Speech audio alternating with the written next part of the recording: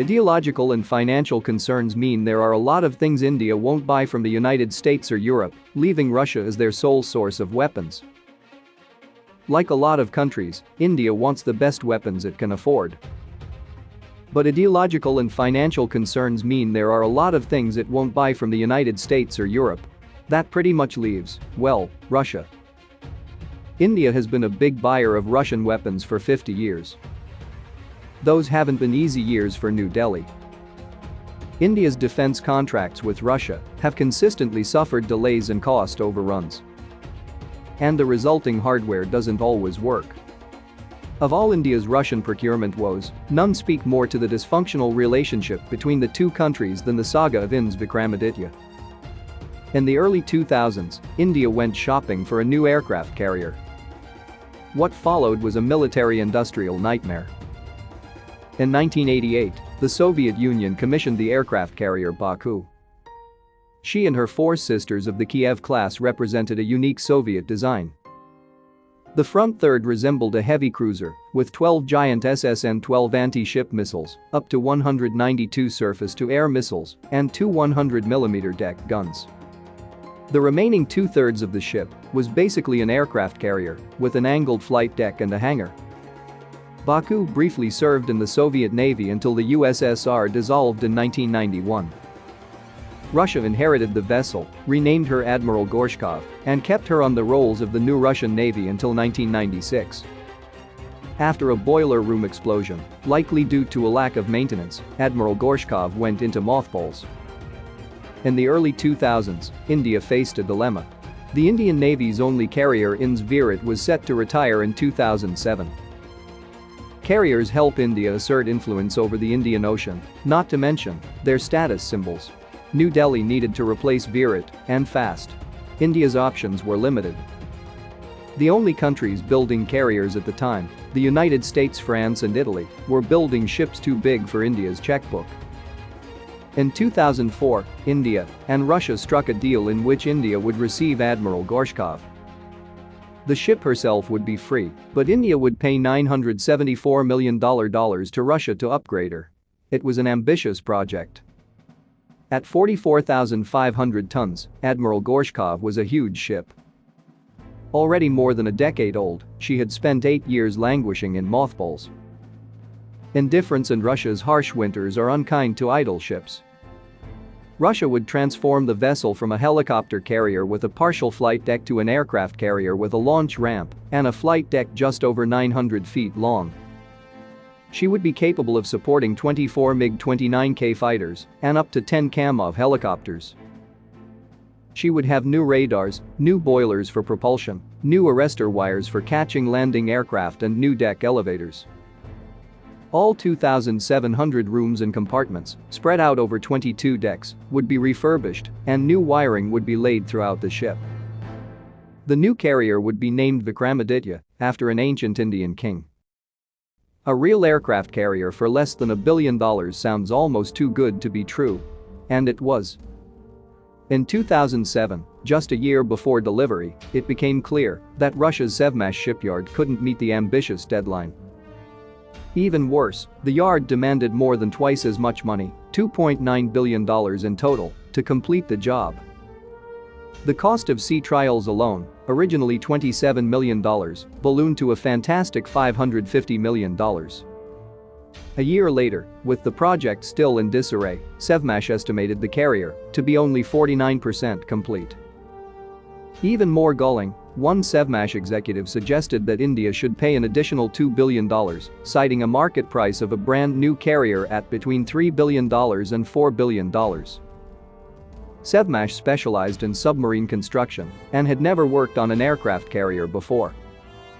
The ship had been originally built at the Nikolaev shipyards, which after the breakup of the Soviet Union became part of the Ukraine.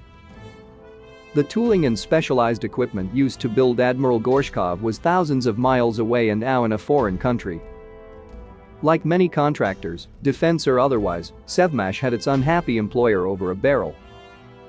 With the job halfway done, and having already dropped $974 million, India could not afford to walk away from the deal. Russia knew it and was blunt about India's options. If India does not pay up, we will keep the aircraft carrier, one defense ministry official told RIA Novosti. By 2009, the project was deadlocked, and word was starting to get around the defense industry. Russian arms exports for 2009 totaled $8 billion, and Sevmash's delays and extortionary tactics weren't good for the Russian defense industry as a whole. In July 2009, Russia's then-president Dmitry Medvedev made a high-profile visit to the Sevmash shipyard. Indian news reported that the carrier was still half-done, meaning that the yard had done virtually no work on the ship for 2 years as it held out for more money. Medvedev publicly scolded Sevmash officials. "You need to complete Vikramaditya and hand it over our partners," the visibly irritated president told Sevmash General Director Nikolai Kalistratov. In 2010, the Indian government agreed to more than double the budget for the carrier to $2.2 billion.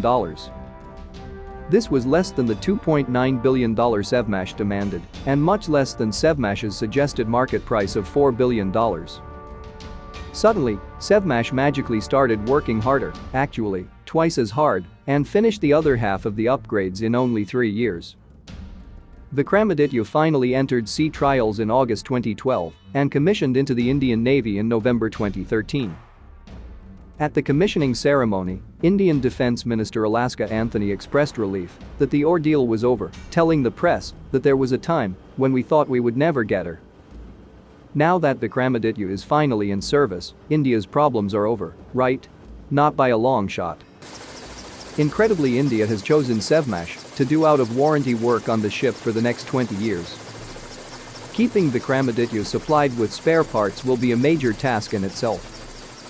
10 Indian contractors helped to build the carrier, but so did more than 200 other contractors in Russia, Croatia, Denmark, Germany, Italy, Japan, Finland, France, Norway, Poland, Sweden and the UK.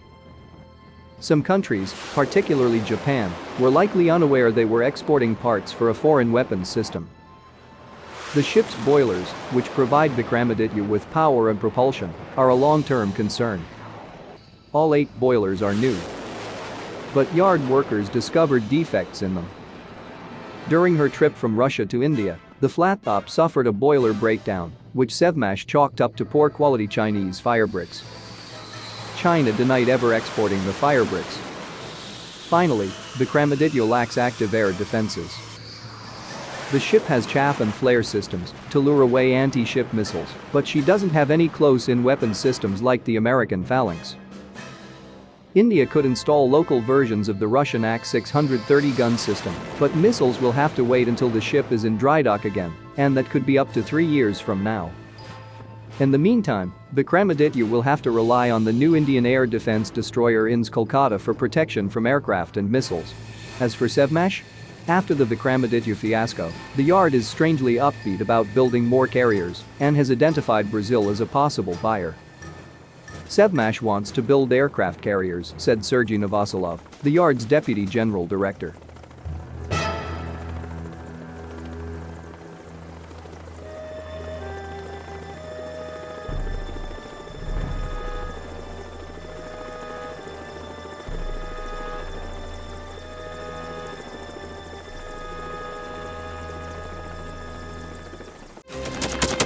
Thanks for watching, and don't forget to subscribe.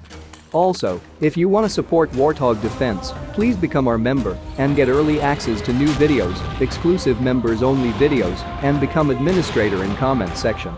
The membership link is in the description. Rescues every day. We had a guy last week at 6 rescues in 6 days. You know, he's doing the job every day.